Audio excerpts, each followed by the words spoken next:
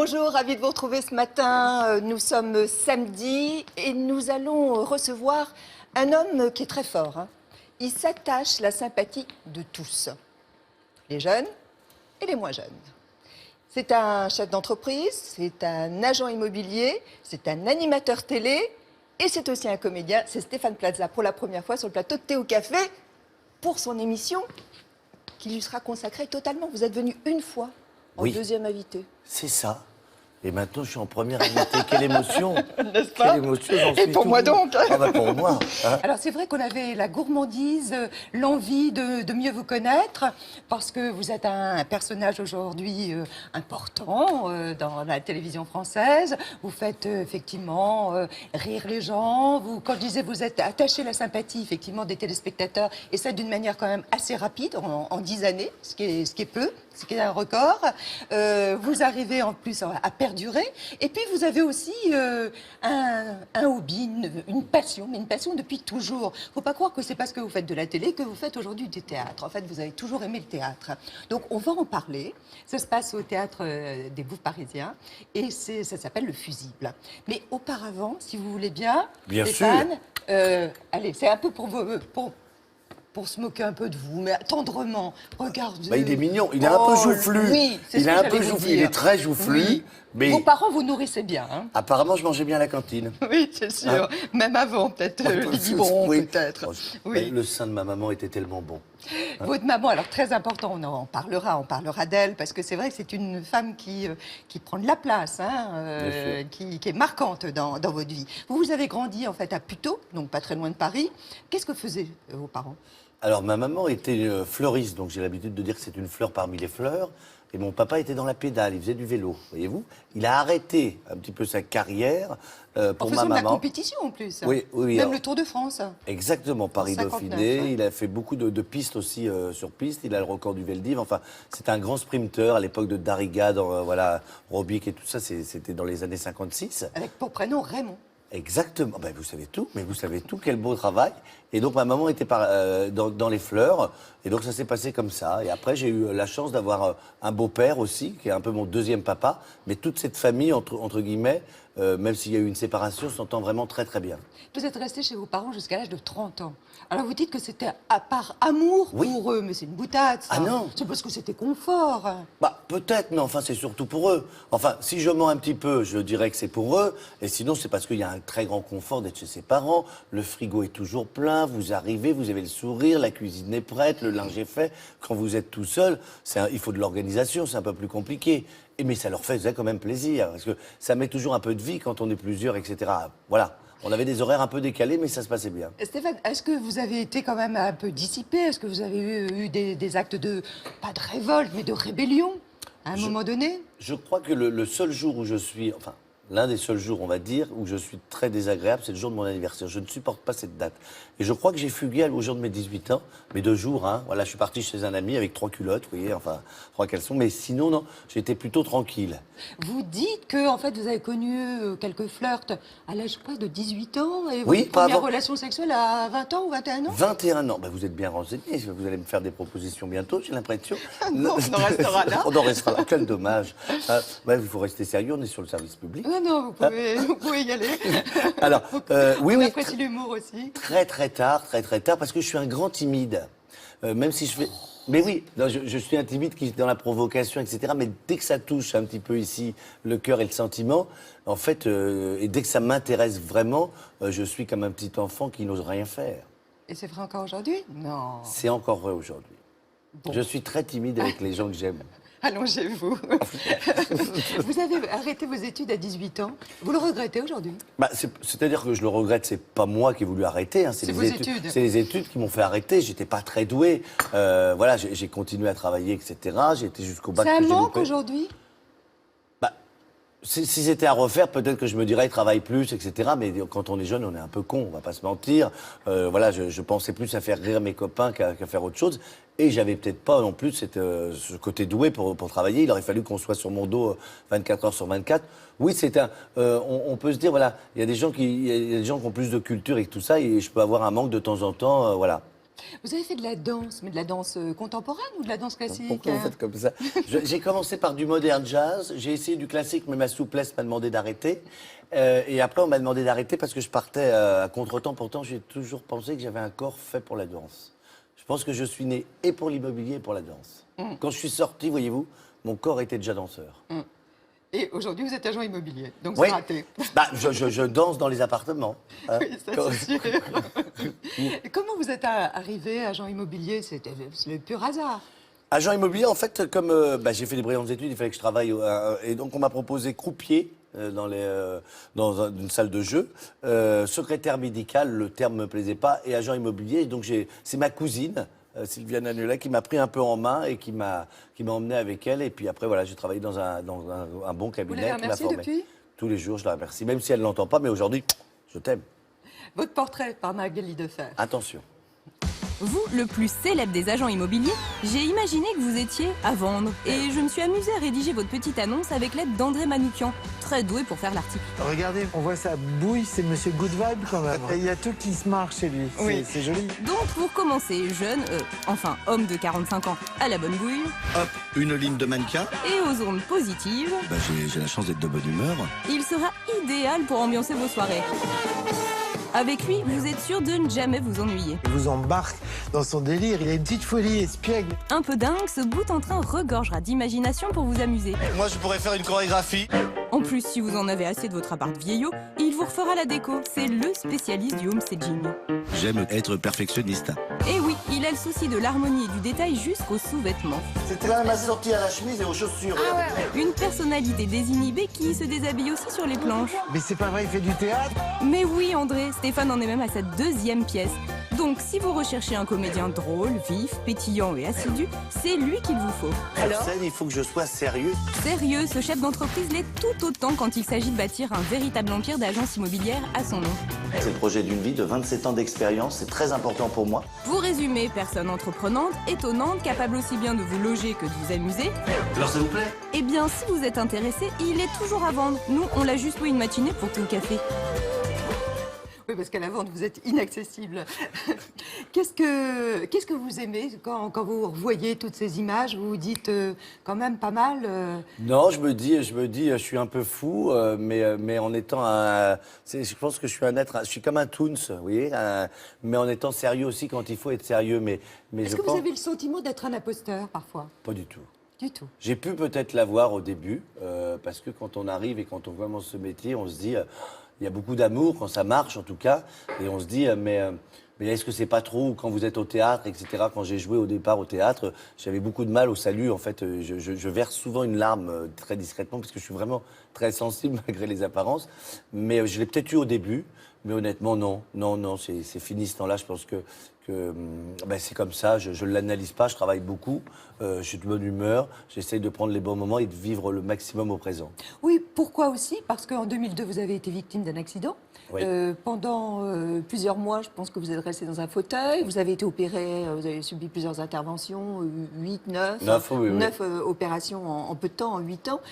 Ça a dû changer quand même, non, votre rapport à l'existence? Ça change beaucoup parce que c'est-à-dire que j'étais un bout en train, j'étais un fêtard, je sortais beaucoup, je rentrais très tard, je me levais très tôt, donc très peu. Et du jour au lendemain, paf, j'ai eu ce pépin physique. Et je suis resté, j'ai eu 8 opérations, et je suis resté quand même 8 mois en clinique. Et vous vous apercevez qu'au bout de 3 semaines, votre téléphone sonne moins, que vous avez beaucoup d'amis sur votre téléphone, mais finalement, il y en a 5 ou 6 qui sont très sincères, entre guillemets. Mais c'est pas grave, parce que c'est des relations. Mais vous vous rendez compte que quand vous êtes moins dans le mouvement et l'activité, il y a des choses, vous vous ennuyez, ça se passe moins bien. Et que la vie est fragile, et que la vie peut s'arrêter au lendemain. Donc il y avait deux façons de réagir, où on se dit, j'étais déjà un petit peu comme ça, où on se dit, profitons du présent, essayons de nous remettre, et profitons de chaque moment, où on devient aigri. J'ai plutôt choisi le côté de prendre la vie du bon côté, tant que je peux la prendre encore. Mais Et d'être Stéphane, heureux. est-ce que vous décidez de votre vie ou c'est votre vie qui décide de vous? Je pense qu'il y a un destin, mais il y a surtout des choix. Il faut savoir renoncer à des choses, renoncer chez choisir, j'ai du mal à le dire. Et je pense qu'on décide tous de notre vie. Il y a toujours enfin, c'est peut-être un peu prétentieux, mais il y a toujours des chemins. Il faut aussi prendre des décisions qui sont parfois étranges, mais en tout cas, pour l'instant, moi, j'ai pas à me plaindre. Vous dites, si ça m'était arrivé, ce succès que j'ai connu vers 34 ans, hein, ça a commencé vraiment à exploser pour vous. Si je l'avais connu à 20 ans, je serais un connard. Oh, bah, je serais un connard. Mais c'est quoi un connard? Bah, c'est-à-dire que ça serait quelqu'un qui respecte pas les gens, qui dit pas bonjour, par exemple, là, on est sur un plateau de télé, aux caméramans, aux gens qui mettent du son parce que ça les intéresse pas, parce que quand ils arrivent dans un endroit, un restaurant, on leur donne la plus belle table, etc. C'est quoi? C'est le mépris? Bah, c'est le mépris parce qu'on a l'impression d'être important, mais on est tous assis sur notre petit cul, quoi. Donc, quel qu'il soit petit ou plus important, peu importe. Et je pense qu'à 20 ans ou 25 ans, on n'a pas le discernement et qu'on a l'impression qu'on est... Mais en fait, la télé n'est aussi que du business, entre guillemets. Si on est aimé, mais le jour où ça marchera pas, on repartira plus vite et les gens vous diront moins bonjour. Mais c'est pas grave, il faut en avoir conscience. À 20 ans, je pense qu'on devient très con. Sauf si on est vraiment bien formé. Et je pense que j'aurais été très con et qu'à 34 ans, j'ai de l'expérience derrière, j'ai vu beaucoup de choses et je prends le bon côté et je me dis, bah, j'ai pas envie que ça s'arrête demain, mais si ça s'arrête, c'est pas grave, j'aurais vécu une telle belle expérience. Vous jouez maintenant de votre légendaire maladresse, hein, c'est ça aussi qu'on aime dans vos émissions. Est-ce que parfois vous êtes tenté de surjouer? Honnêtement, non. Honnêtement, non. Le problème, ben, là, j'ai pas mon téléphone sur moi parce que je l'ai donné, mais il est cassé. Vous voyez, par exemple, en arrivant, j'ai quand même pris une porte. Quand on est venu me chercher. Non, je suis maladroit, je ne sais pas pourquoi. Ou alors, quand je suis dans une pièce, c'est peut-être l'autre personne, mais il va se passer quelque chose. Et voilà, quand au jour de l'an, je devais jouer, par exemple, à Lille. Et je suis arrivé, donc j'étais aux États-Unis, et l'hôtesse a dit, je pense qu'il y a un chat noir dans cet avion, et on n'est jamais parti. On est resté 3 jours coincés à l'aéroport. C'est vous le chat noir? Je pense que je suis un peu le chat noir, mais ça reste gentil, puisque ma santé n'est pas trop touchée. Vous avez développé, alors là c'est l'homme d'affaires qui va parler, un réseau immobilier à votre nom, dont M6 est actionnaire, à 48% je crois. Vous êtes de ce fait, semble-t-il, comme ça, main liée à la chaîne? On n'est jamais main liée. De toute façon, je le dis, je ne devrais pas le dire, mais comme je suis très franc, je pense qu'honnêtement, même si j'ai eu des propositions, je ne partirai pas de cette chaîne. Et le jour où je partirai peut-être du jour au lendemain, mais pas pour une autre chaîne, pour faire une autre vie. C'est ce que je pense au fond de moi. Maintenant, la vérité d'aujourd'hui, peut-être que demain, on me verra et on dira « Ah bah, il a menti ». Non, c'est ce que je pense aujourd'hui.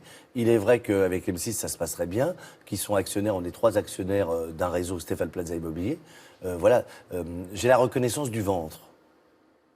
Mais certains concurrents, vous savez, vous ont fait voilà, un petit procès disant qu'ils redoutaient les conflits d'intérêts, notamment sur cette chaîne. On peut se mettre aussi à leur place, non?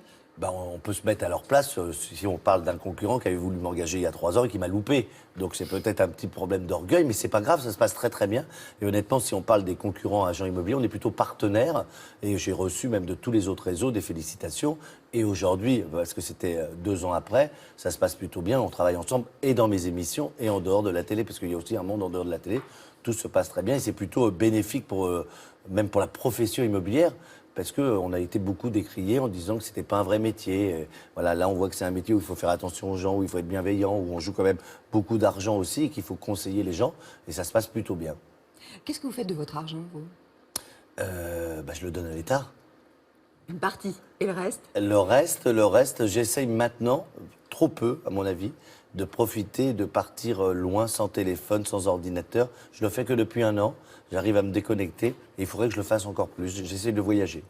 Est-ce que vous achetez aussi de l'immobilier? J'ai acheté. C'est une valeur refuge?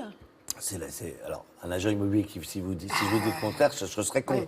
Oui. Mais honnêtement, c'est la... Vous parlez de voyage. Non, mais oui, je dépense un peu et je sais aussi acheter parce que c'est la valeur de la pierre et que, quoi qu'il arrive, on ne perdra pas d'argent. Sur un placement financier, on peut en perdre. Oui, j'ai acheté des produits d'investissement et que je loue ou que je reloue, bien sûr.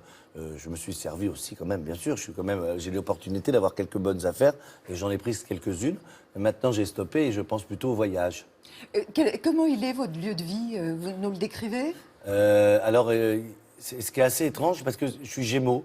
Et donc, dans le Gémeaux, il y a... C'est un très bon signe. Ouais, c'est le merveilleux. Hein, c'est le plus beau. Vous êtes Gémeaux. Hein, voilà, bien sûr. C'est pour ça qu'on s'entend si bien. Mais dans le Gémeaux, en tout cas, dans le Gémeaux homme, donc il y a 2 êtres. Alors, il peut être soit très bien rangé, comme ici, soit hyper, et je ne devrais pas le dire, bordélique. Si, Et c'est le cas? Non. Ça dépend des jours. Vous voyez, c'est-à-dire que je ne trouve pas quelque chose, je vais ping, ping, ping, lancer comme ça, vous voyez les choses, voilà, et après, je vais peut-être pas forcément les ranger tout de suite. Mais c'est un bordel, on va dire, c'est ce que disent tous les bordéliques, hein, structuré. Voilà. Par exemple, un lieu comme celui-là. Moi, j'aime parce que c'est épuré. J'aime tout ce qui est épuré. J'aime avoir. Ah ben ça, on le voit, parce que dans vos émissions, vous bazardez tout. Non, je modifie quelque chose pour voir l'espace. Mais non, mais je pense que un lieu, et j'essaie de le faire de plus en plus, un lieu rangé, un lieu épuré est meilleur pour la tête. Et aussi, un lieu sans les anciens souvenirs, c'est meilleur aussi parce qu'on n'est pas à ressasser pour son esprit les anciens souvenirs, les anciennes têtes, et on va de Vous l'avant. n'aimez pas la nostalgie, vous? La nostalgie est importante dans le cœur, mais pas pour l'esprit, entre guillemets. C'est parce que, voilà, si vous pouvez pas avancer, si vous avez toujours, bah tiens, hier, il s'est passé ça. Quand je dis hier, c'est il y a 5 ans, tout ça. Donc il faut que le lieu soit rangé, pas de vieux souvenirs, pas de vieux papiers, et qu'on garde tout dans le cœur, parce que pour le cœur, c'est important. La loi sur l'encadrement des loyers, vous dites c'est une connerie, pourquoi? Bah parce qu'on l'a vu, parce que c'est une connerie, parce que normalement, alors au début, on a dit que c'était bien, etc. Maintenant, ils commencent à revenir et ils disent que c'est une belle connerie, parce que l'encadrement des Ça loyers... se pratique ici à Paris, hein. Ça se pratique à Paris, mais pour l'instant, ça n'a pas fait trop baisser les loyers. Et surtout, c'était pour que... on peut faire des procès. C'est-à-dire que c'est mal défini. Si on a une belle vue, où on voit la vue de nos toilettes à la Tour Eiffel, on peut augmenter de 20%. Et après, le locataire peut aller en procès. Donc, c'est du ni fait ni à faire. C'est des gens qui sont doués pour faire des lois, mais qui ne sont pas sur le marché ou pas sur le terrain. C'est un peu dommage. Faire la une du Nouvel Obs. Oh, mais qu'est-ce que ça représentait là pour vous? Honnêtement, c'était un bon moment. Je m'y attendais pas. C'était pas prévu comme ça. En fait, on s'est rencontrés, on a travaillé, et au bout d'un moment, ils m'ont rappelé 2 semaines après pour me dire, écoute Stéphane, on va te mettre à la une. Voilà comment ça s'est passé. Parce qu'il y a eu une rencontre, on a discuté d'immobilier une première fois, puis je les ai revus. Je leur ai dit, écoutez, si vous n'êtes pas au point, on peut Oui, rediscuter il y avait tout un tout ça. dossier qui était consacré. Donc on s'est revus une deuxième et fois, vous une nous troisième apportiez fois. des conseils, Voilà, ouais. et des astuces, des conseils. C'est une reconnaissance, ça. C'est super, c'est super. Oui, c'est une reconnaissance. Et en plus, c'est bien fait. Voilà, parce que des fois, vous savez, vous dites des trucs et puis c'est un peu repris différemment. Là, ils ont bien travaillé, chapeau bas. Alors, reconnaissance aussi, ça se passe sur scène, au théâtre. C'est une bouffée d'oxygène pour vous. Alors, on vous a suivi et avant de jouer, eh ben, vous dînez ensemble avec toute la troupe. Alors, une ambiance chaleureuse, festive. Ah, il faut. Ça déconne, pardon. Ça donne le ton de la pièce. Julie de Mareuil et Anne Rousselet-Blanc. Je regarde. Bonjour. Je peux pas jouer, je suis remplacé parce que j'ai mal au dos. Non. Vous venez voir la pièce? Oui.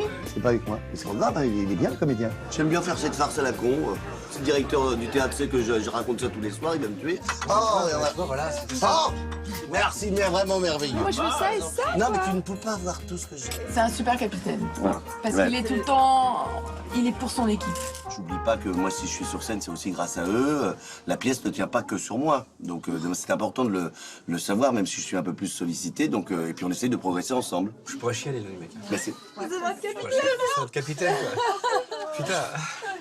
Ça me touche, putain. Il y a des moments pour plaisanter, déconner, et c'est le premier. Et il y a des moments pour travailler et être sérieux, C'est le et dernier. c'est aussi le premier. C'est bien. ça. Non, non, on va dire. Allons-y, hein, suivez-moi. Hein. Le théâtre, c'est un rêve d'enfant. Hein. Pour moi, c'est un rêve assouvi maintenant, mais qui était impossible au début, parce que c'était... je passais devant les grandes affiches, je disais, c'est pas possible, etc. J'y ai jamais cru à ce rêve-là. Suivez-moi, par ici. Il y a beaucoup d'escaliers ici. Hein. Quand Jean-Pierre reçoit une jeune femme, il met le chapeau ici. Voyez-vous? Ça veut dire que là, il faut pas le déranger. Donc je dis toujours bonjour. Bonjour. Elle est venue pour moi, pas pour toi. Ah non, bah oui, d'ailleurs, elle est dans ta loge, pas dans la mienne. Hein. J'ai appris que tu avais peur du début parce que tu étais tout seul. Oui, c'est vrai. Je vais te donner un truc. J'ai pas peur, je suis comme ça. Eh ben, Comme une fille. Ah bah. faut pas. Mais ils sont venus pourquoi? Oui, d'accord, mais enfin... bah. Dès le début, il faut que tu dises, je vais leur faire plaisir et hop. Ah oui. D'ailleurs, il faudrait que tu fasses un seul en scène, comme ça tu t'habituerais tout seul. Oh là là, non. Regarde, là, tu m'as parlé du début, regarde, j'ai déjà mal au ventre. À demain. Alors regardez, là, nous avons une luge. Et donc, quand on part en province, on est déguisé. On est parti à Lille et c'était tenue skieur. Alors je trouve que je suis parti comme ça avec les chaussures et j'ai eu très mal aux pieds. J'avais pas pris de tennis. Chaque province, on est déguisé. Et là, voilà ma loge. Bon, c'est pas toujours bien rangé, hein, mais c'est comme ça.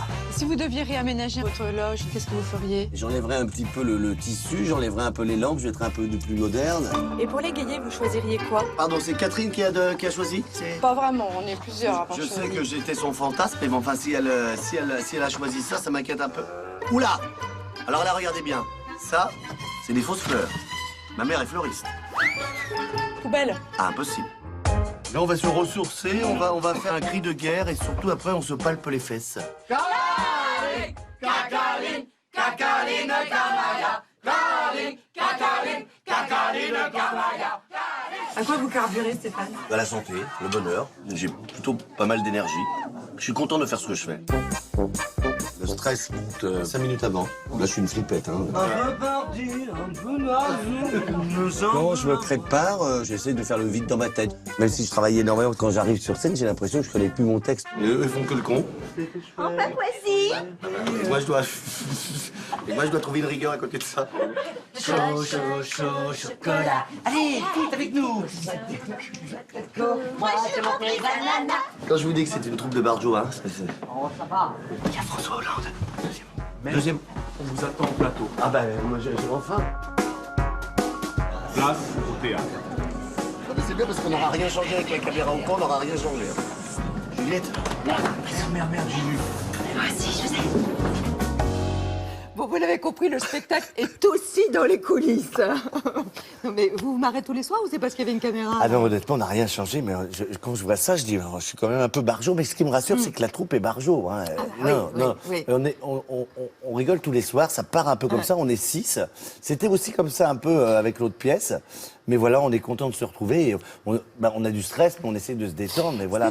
Stéphane, là, Oui. on vous a montré quand même un bouquet de fleurs. Il était magnifique, notre bouquet de fleurs, poubelle.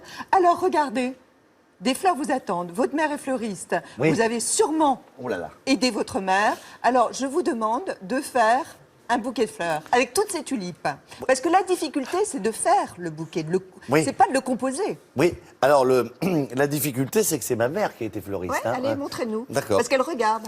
Bah, c'est ça qui m'inquiète et je pense qu'elle va Non, sur... mais vous prenez l'ensemble, allez vite parce que vous avez qu'une D'accord, minute. alors regardez. Voilà. Voilà. Regardez. Voilà. Alors, regardez. Là, c'est déjà on mieux, roule comme ça. ça, voyez-vous. Voilà. Et là, on va mettre ce petit, ça c'est peut-être pour attacher, Voilà. ces petits raffias que nous C'est pas si mal. regardez, qu'on va définitive, hein. attacher rapidement parce que quand on est fleuriste, il y a plein de monde, voyez-vous. Ouais. Et qu'en général, hop, voilà. Surtout hop, le samedi c'est mal matin. attaché et je viens vous l'offrir en vous faisant un baiser. Non, vous êtes parfait. Regardez, voilà. Bravo Stéphane. Non, bien. Donc vous pourrez toujours vous reconvertir, ça va faire plaisir en fait à votre maman. Alors, contrairement à la pièce précédente, effectivement, cette pièce a été créée pour vous. Pas mal quand même. Pas mal, pas C'est mal, classe. pas mal. Hein, c'est classe. Comment vous décririez ce personnage antipathique, en fait, qui est Paul? C'est un homme un peu au départ, en tout cas con, irresponsable, qui est infidèle, qui veut se barrer avec sa maîtresse, mais et avec une amante un peu plus poumenée que sa maîtresse, tout ça dans les îles. Mais finalement, cet homme-là, est-ce qu'il est avec l'amnésie, est-ce qu'il va être amnésique ou pas? Ça, c'est une autre question. Mais finalement, il est amoureux que d'une seule femme, c'est de sa femme. Donc je pense que c'est un être qui n'a pas dû être éveillé et qui ne s'est pas déclaré à sa femme.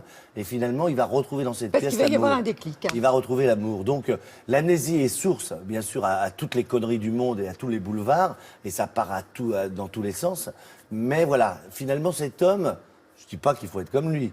Mais finalement, il ne s'est pas trouvé parce qu'il serait trouvé avant, il serait resté fidèle. Mise en scène par Arthur Junio, la bande-annonce. Voilà, il s'est passé quelque chose d'effroyable. Une explosion. Il était en cuisine, il y a eu le four, ça a fait paf et Paul a perdu la mémoire. Est-ce que tu reconnais ce personnage? Paul, où est-ce qu'il peut bien être? Ok, Michel. Donc on se connaît. Oui, on est copains comme chien et chat. Un cochon, tu te souviens vraiment plus de rien? Je dois faire du 38. Tu me tutoies, on a pratiquement élevé les poules ensemble. Cochon. On regarde un cochon. Où ça? Ma femme s'appelle Valérie, ma maîtresse s'appelle Valérie. Valérie? Oui. Il y a des Valérie ce soir? Vous viendrez dans ma loge. C'est Valérie 2. Valérie 2. Oui, c'est comme Jean-Paul. Jean, t'es сделал, сука драная? Что ты тут выпендриваешься? À tes souhaits. C'est écrit en cyrillique. Quoi? Cyril Lignac dessine des hiéroglyphes? Stéphane, moi j'y suis allée un dimanche après-midi. Bon, c'est un public assez particulier. Le public est acquis. C'est-à-dire, vous n'êtes pas encore sur scène que déjà il applaudit. Ça doit être très confortable. C'est confortable et en même temps, non, parce que c'est-à-dire que, bon voilà, moi j'ai un stress, hein, vous rentrez sur scène et tout ça, il y a quand même une impro au début, puisque je m'adresse seul. Un monologue, même. Voilà, un monologue où je m'adresse seul au public. On ne sait jamais qui on a dans la salle. Il faut avoir cette rigueur, les prendre avec soi tout de suite pour que les emmener directement à la pièce, parce que c'est une pièce où on rigole beaucoup. Mais si vous loupez ces 5 minutes et tout ça, vous pouvez mettre la pièce en l'air. Donc, et après, il faut les maintenir. Ça va très très vite. Et j'ai la chance d'avoir des gens très expérimentés à mes côtés et qui sont merveilleux. Mais est-ce que ça vous dérange parfois, Stéphane, que le public, en fait, participe totalement? Parce qu'il n'est pas passif, loin de là. On peut dire qu'il parle, qu'il fait des trucs. Mais il réagit. Hein. Il réagit, mais est-ce que c'est pas un peu de ma faute aussi quand vous voyez un homme qui arrive avec une tronçonneuse, une vraie tronçonneuse dans le public alors qu'il n'a pas le droit d'y aller et tout ça? Je ne sais pas. Le tout, c'est d'avoir cette rigueur. Honnêtement, nous, on ne l'entend pas, ou on l'entend, mais on est très concentré malgré ce côté naturel pour rester dans notre personnage, parce que sinon, on pourrait vite partir dans tous les sens et ça ne serait plus la pièce. Le plus dur, c'est de rester pour nous dans la situation. Il faut être très vif au théâtre et ne pas avoir peur de l'impro, ou en tout cas faire la bonne impro au bon moment, si on doit la faire. Les gifles, elles sont réelles? Réelles. J'ai l'impression que... Je vais vous sortir quelque chose, mais qui est vrai. Je pense que Juliette Ménac a des problèmes en ce moment dans son couple. Elle me gifle de plus en plus fort. Elle me gifle de plus en plus fort, ma tête se dévisse. Mais j'ai aussi demandé à être giflé vraiment, parce qu'on se rend compte qu'on est au théâtre, mais qu'on doit jouer une vraie scène. Et que là, le public, il dit « Ouf, on y est vraiment, ils font pas semblant, ceux-là. » Donc vous êtes une tête à gifle? Je suis une tête à claque. Je suis une tête à claque. Je suis une tête à claque. J'ai les yeux trop rieurs. Je suis une tête à claque. Et en plus, comme j'aime bien essayer de la déconcentrer par des clins d'œil ou de faire des trucs et tout ça, elle me frappe de plus en plus fort. C'est de ma faute. Juliette, tu pourras frapper plus fort. Des chutes par dizaines quand même. Des chutes, moi, c'est un personnage qui s'évanouit un petit peu parce qu'il a eu le four qui s'est explosé, qui s'évanouit, qui fait semblant de s'évanouir dès que ça va pas en fait. Mais oui, c'est un peu physique. C'est un peu physique. Quand je sors, je suis vraiment rincé. Hein. Je suis. Mais comment on tombe, par exemple? Là, par exemple, montrez-moi, là. Comment vous pouvez tomber? Faire semblant de tomber? Bah, je vais me relever, mais je voulais que je... Ouais? Vous voulez que je tombe à vos pieds? Non, Catherine, vous me demandez beaucoup de choses en ce moment. Aux pieds de ceux qui nous regardent. Regardez, voilà, je fais comme ça. Ah ouais, quand même. Oh, c'est impressionnant. Oui, là, je vous ai séduit, là. Je suis à vos pieds, là. Regardez. Oh, mais c'est énorme ce que vous avez fait, là. C'est ce qu'on dit en général, Catherine, c'est énorme. C'est banal, alors ce que je... Non, ma réaction ça est me fait banale. plaisir. Non, ça me fait plaisir. Ça me fait plaisir. Mais ça s'apprend, ça. Je suis un peu, qu'est-ce que je dis, je suis un homme élastique, un peu un tout. Je ne sais pas si mon corps, c'est pour ça qu'il faut aller au théâtre vraiment maintenant. Je ne sais pas si on va pouvoir jouer jusqu'au 23 juillet, car chaque jour est difficile. Mais en tout cas, je ne sais pas faire semblant ou m'arrêter. C'est-à-dire que quand je suis sur scène, même si j'ai un problème de voix, je vais au fond quoi qu'il arrive. Quand je fais une émission, j'aime le côté perfectionniste et je vais au bout. Quand je suis dans l'immobilier, voilà, je ne sais Donc pas... vous êtes un homme d'excès. Je suis un homme perfectionniste, donc un peu dans l'excès. Les extrêmes, quoi. Oui, tout à fait. Qui est Catherine Lombard? Catherine Lombard, c'est ma deuxième maman, ou en tout cas c'est ma maman du théâtre. Une sorte de marraine, hein, du théâtre. Oui, elle me protège. Alors, elle est exigeante. Mais elle est coach. Elle coach, elle est très exigeante. Mais est-ce qu'il ne faut pas quelqu'un de très exigeant quand on a Stéphane Plaza pour le recadrer un petit peu et recadrer cette folie qui est en moi? Oui. Oui, alors on l'a vous l'avez vu? On l'a rencontré. Je savais. Je me disais, tiens, elle parle de ça comme ça, bêtement. Mais je voulais vous dire aussi qu'on a rencontré quelqu'un de très, très, très important dans votre vie aussi. Ah. Ouais. Ça y est, vous allez me faire pleurer, non? Ça, si je vous en tout cas, oui. Parce que moi, je ne le connaissais pas et vraiment, il m'a émue. C'est votre papa. Ah oui. Ah, incroyable, la ressemblance. Un air de famille, pas possible.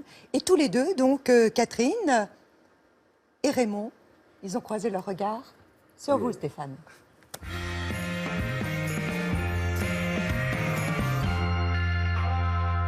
Je ne pourrais avoir que beaucoup d'émotions en parlant de Stéphane, parce que c'est mon enfant de théâtre. Stéphane, quand il arrive dans une caisse, il vous met à l'aise tout de suite, déjà.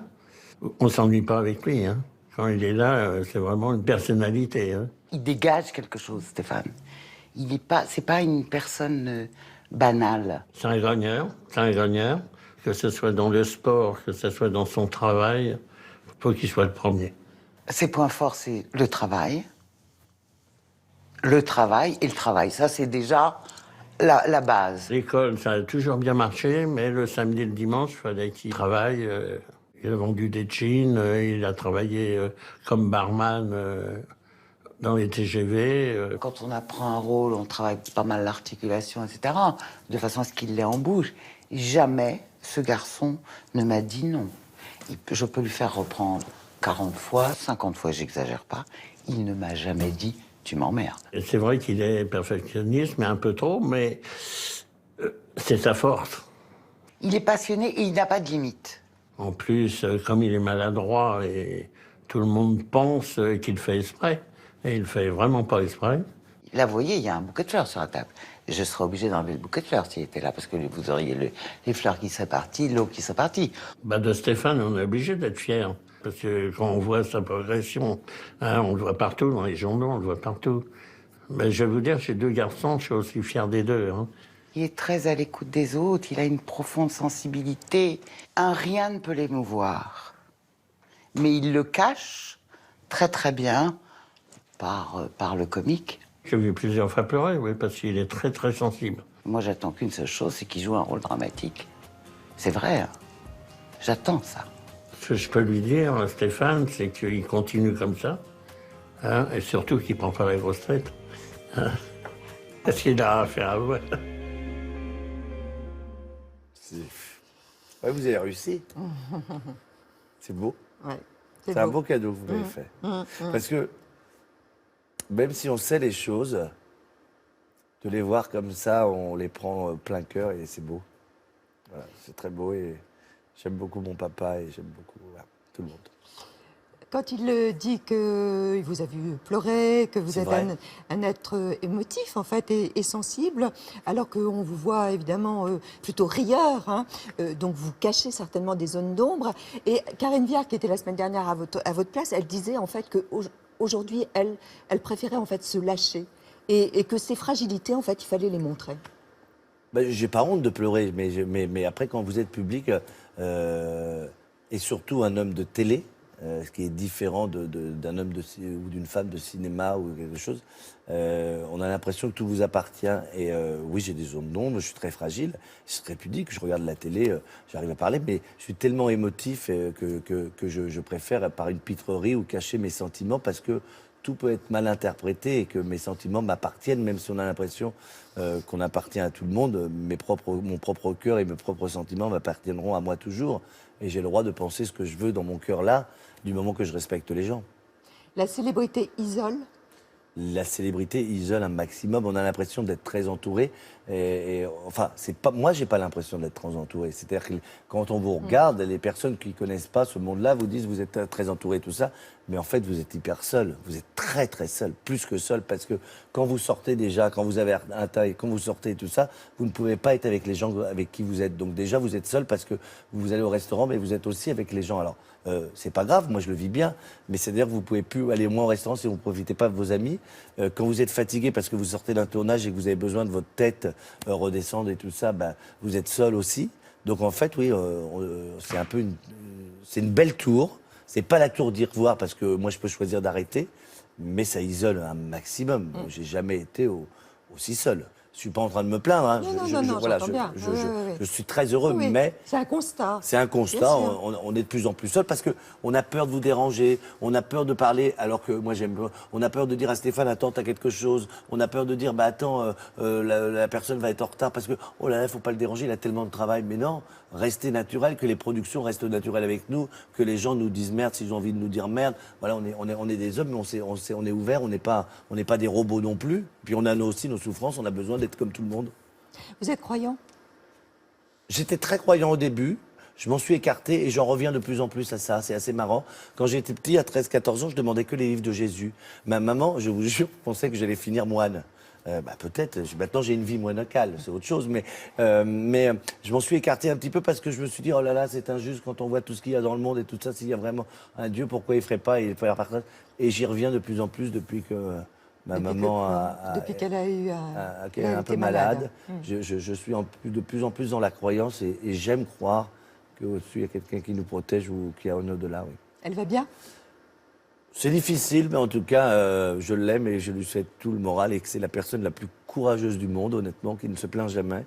Et je ne sais pas comment elle fait. En tout cas, moi, ça me donne énormément de force pour moi, pour ma vie de tous les jours, et j'essaie de lui en donner. J'ai pris la décision d'aller la voir de plus en plus souvent, même si j'ai des tournages, je les annulerai. Elle habite en Charente? Oui. Ouais. Allez, on l'embrasse. On l'embrasse très fort. Je vous emmène aux 2 ados, Stéphane. Attention, j'en ai rêvé. Et moi donc. 2 ados avec vous, Stéphane Plaza, des réponses du tac au tac. Le cliché sur les agents immobiliers qui est vrai. Mytho. La chose inavouable que vous faites devant la télé. Je pleure. Si, comme votre personnage, vous deveniez amnésique, quel épisode de votre vie vous aimeriez oublier? Pékin Express, quand j'ai eu des problèmes gastriques. La critique qui vous a le plus touché? Que j'étais qu'un connard, et quelqu'un d'irrespectueux. La convention sociale qui vous agace le plus? Qu'on doit être heureux parce que tout va bien. La question à ne pas poser au premier rendez-vous? Est-ce que tu suces? Qu'est-ce que vous feriez si vous étiez une femme le temps d'une journée? J'irai mettre des collants, des chaussures, acheter des chaussures, j'irai travailler, je finirai très tard, je ne ferai pas à manger parce que je ferai sauter l'œuf, mais en tout cas, je serai heureux d'être une femme. Et j'aimerais bien y être. Ce que vous regardez en premier quand vous rentrez chez quelqu'un, dans un appartement. J'ai eu peur, pardon, oui. Rentrer chez quelqu'un. Dans un appartement. Chez quelqu'un, à domicile. Précisez, Catherine, quand même. Bien sûr. Je regarde... Vous avez l'esprit mal tourné. Moi, je regarde les couleurs des murs. Si vous étiez un sextoy, à qui aimeriez-vous appartenir? Virginie Guillaume. Sur un site de rencontre, comment vous vous présenteriez? Toons, drôle, et va vous emmener au 7e ciel. Enfin, elle va essayer. As-tu l'amour rédhibitoire? Les pieds, quand les pieds sentent, on n'a pas envie d'aller plus loin. Un lieu dans lequel vous seriez incapable de faire l'amour? À la télévision, sur un plateau, filmé par tout le monde. Je sais me mettre nu, mais je ne pourrais pas faire de film X. Je ne dis pas que je les regarde pas, mais je ne pourrais pas les faire. Vous regardez des films porno? Très peu, mais de temps en temps, en ce moment, je les regarde. Je ne sais pas ce qui se passe. Ça doit être ma vie monacale. La personnalité chez laquelle vous aimeriez entrer en catimini? Lucchini. Est-ce que vous avez déjà usé de votre notoriété pour obtenir un passe-droit? Non, mais je me suis fait arrêter une fois par la police et il me disait « Ne jouez pas de notre notoriété, monsieur Plaza », alors que je n'avais rien dit. Je sortais un peu d'un dîner un peu arrosé, c'était à quelque heure, et je ne parlais pas, il me disait « Ne jouez pas de votre notoriété ». Et alors, vous avez été verbalisé? J'ai fini au poste. Ah, quand même. Et on me faisait signer des autographes, super, et après ils m'ont libéré. Et si je vous dis Rihanna? Rihanna, je dis j'adore cette musique, elle me met de bonne humeur. Elle va bientôt en concert le 30 juillet, j'y serai. C'est quelqu'un de fantastique, j'aime ces gens-là. On l'écoute. Ah, magnifique. Et en plus, la belle chanson. Ah, évidemment.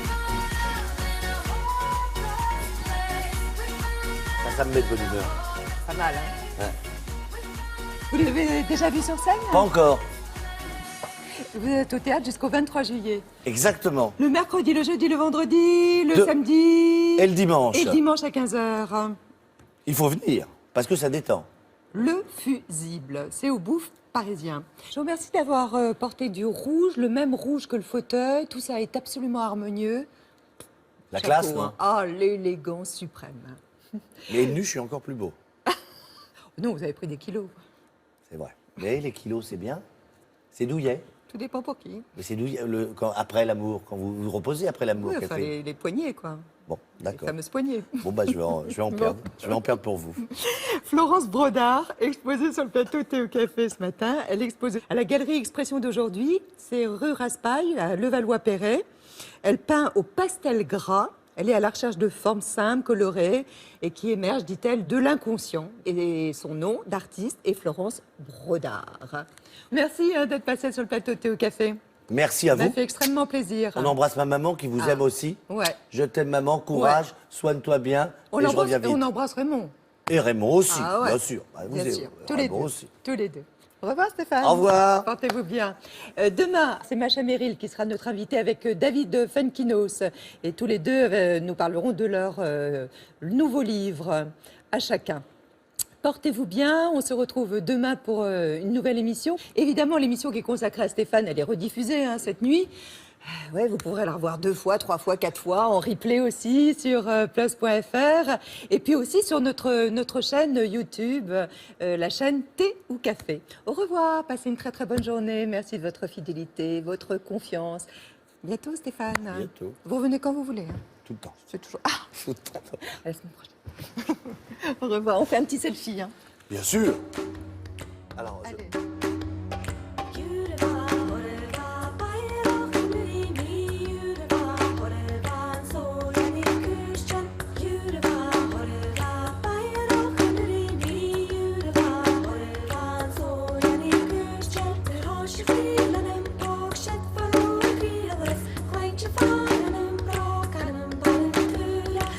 She